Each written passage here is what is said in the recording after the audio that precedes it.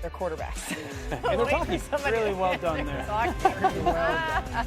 Dan Orlovsky, Field Yates is here. Adam Schefter is with us as well. We have a lot to get to, so we're going to start off with Shefty. Hello, Adam. What is the latest on the Commanders' wideout, Terry McLaurin?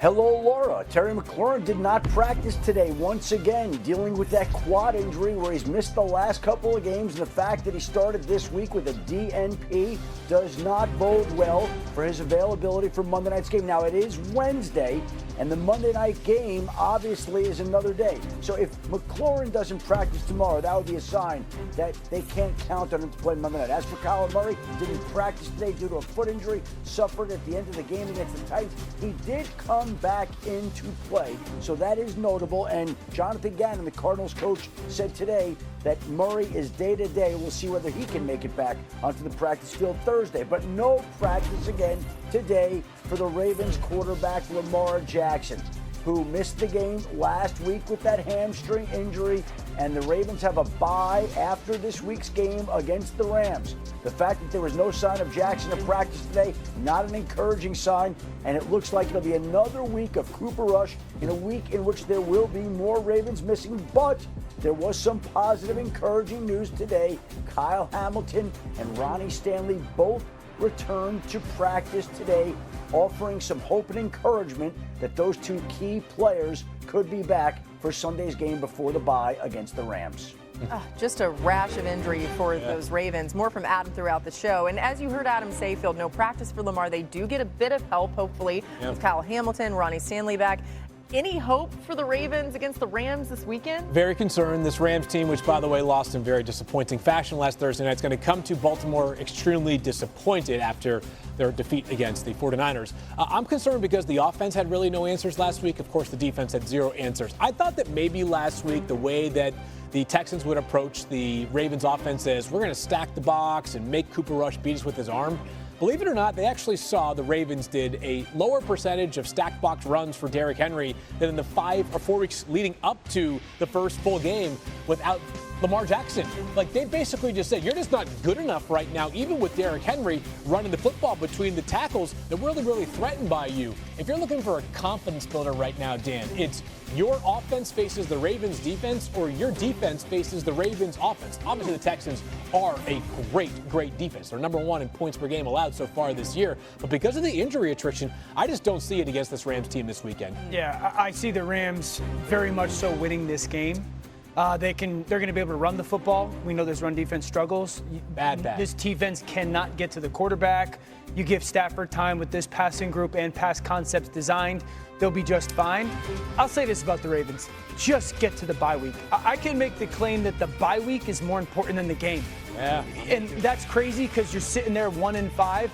But get to the bye week, see how healthy you can get. Obviously, Lamar leading that way. And then figure out if you can realistically make a run. If you can find a way to win this game, that's absolutely sensational. But coming off of how you looked last week, it's really hard for me to try to think of a way. They got to get to the bye week. The division they play in helps right now because they have 2 games against Pittsburgh coming up, so they can potentially cover some ground. But they got to start playing good football. For sure. You know, we can sit here and talk about injuries all we want. There's a lot of teams that are dealing with injuries. Yeah. You have to start playing good football. You have to be fundamentally sound. You have to be in the places you're supposed to be on defense, whether you're a starter or a backup. You got to be able to maintain a block on the offensive side and complete passes on a consistent.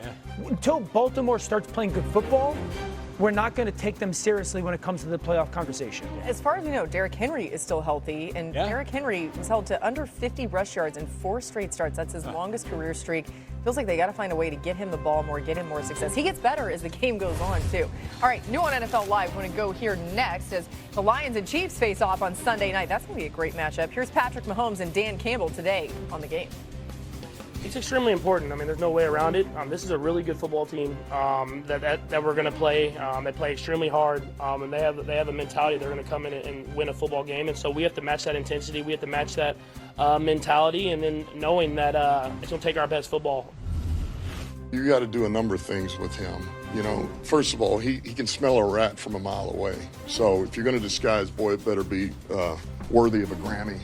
because this guy sees it all and he smells it immediately. He can alter protections. He can get to different things in the pass game. But you got to be careful that you don't want to become something you're not either.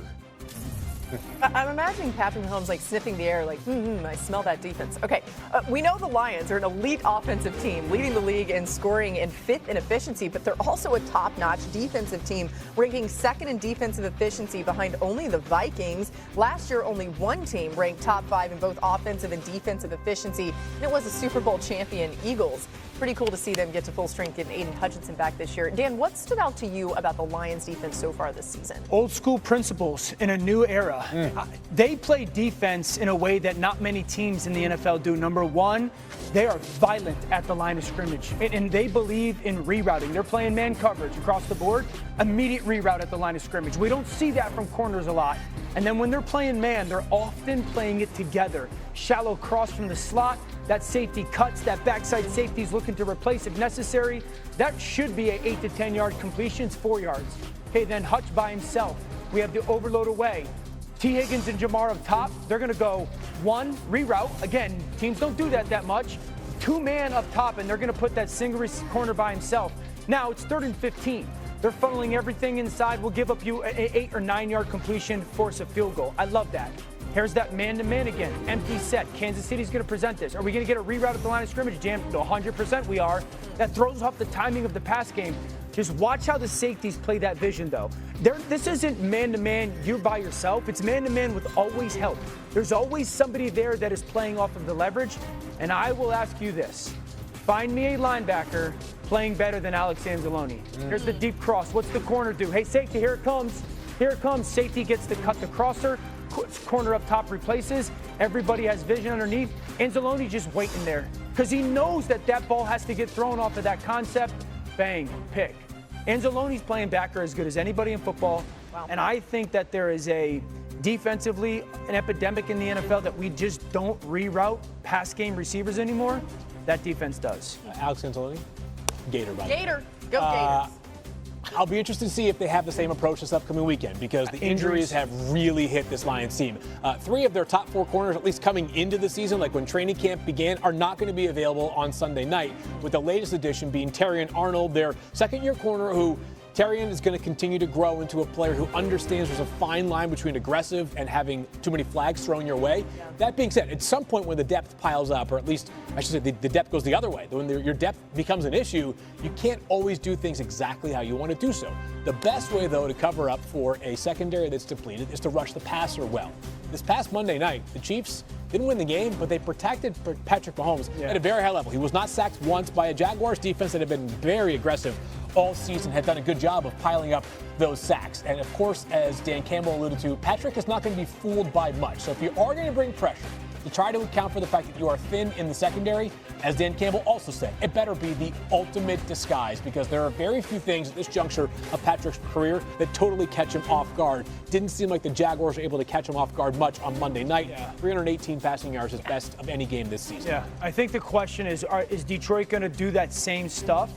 Is the fair one to ask. Right. You know, we saw it last year in the playoff game against Washington. Even when they were getting carved up, they did not stop. Kelvin Shepard has some Aaron Glenn. Still got maybe those they got it. Yeah. I don't think they're gonna. Rock Ya-Sin's still there. He's played a lot of football in this league. You can trust his veteran experience. Those safeties make up for a lot. Those safeties are special players. By the way, Patrick Mahomes 0-2 in his career versus Jared Goff, but he has thrown for 704 yards and 8 touchdowns in those 2 games. So it hadn't necessarily been his fault. All right, we're going to Schottenheimer today on how the Cowboys offense has been able to find success. You go out on game day and you just let it rip, man. You just let it go, and I think that's how you handle the ups and downs, like, you know, of this game. And I mean, I was tired. The players were tired after Sunday. The emotions of it, up and the downs, and you know, it's like a game where you feel like we had the game in hand most of the time, but like there's constantly things going on, and I think really, you know, trying to get these guys to understand to play free and relax is the best way to go out there and be the best version of yourself. This reminds me of our philosophy for NFL Live. We just let it rip. We ride the highs, the lows. Yeah. There's not many lows. All right, time now for Insight versus Impact. This is a new segment we're really excited about. Field's going to dive into some smart moves that